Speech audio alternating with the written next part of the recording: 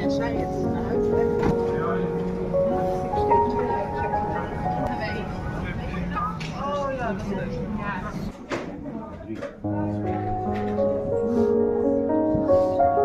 dokularınızı işlemenize ve daha da geliştirmenize yardımcı olacak güçlü bir şifa.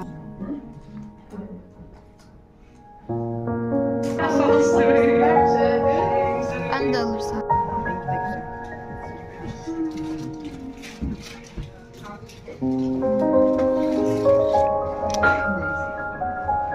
Şifa. Yaşamın.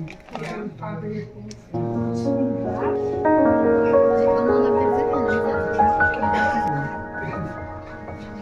Bu da güzelmiş bu arada. Özgüven artır, iyileştirecek, kazanacak yerleri.